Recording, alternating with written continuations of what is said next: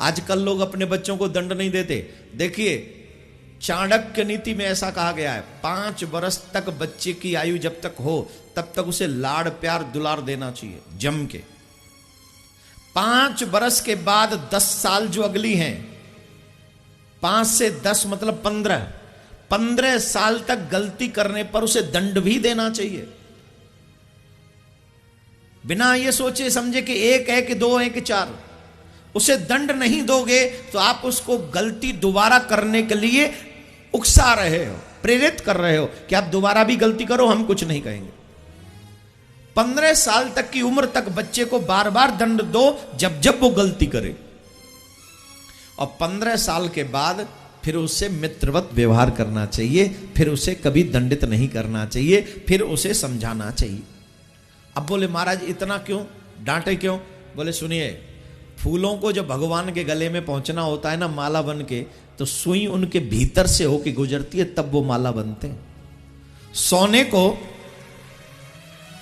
बजा लो, बहुत कम बजाते हैं यहाँ के लोग, वो बड़े कंजूस है ना,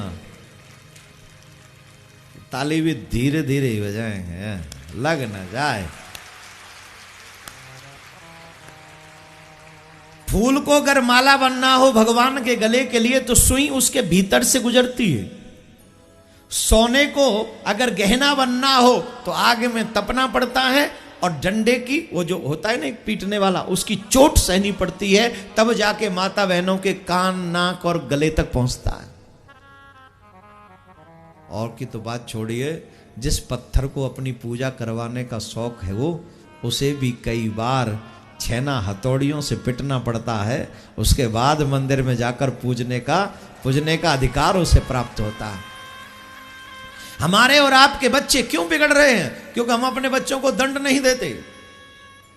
हमारा वात्सल्य उमड़ता है, हमारी ममता उमड़ती है, हम उसके अपराधों को क्षमा करते चले जाते हैं, और आगे जाकर वो इतना बड़ा अपराधी बन जाता है कि आपके हाथ से निकल जाता है, फिर वो आपके हाथ में नहीं आता। और आज जितने भी बिगड़े हुए लोग हैं वो मां बाप की वजह से। चाणक्य नीति को अपनाइए। मैं दंड देने के लिए नहीं कह रहा कि उसको बहुत जोर से पीटो, नहीं, लेकिन दंड दो, उसे समझा दो कि आप गलत काम कर रहे हो, गलत आपको नहीं करने देना।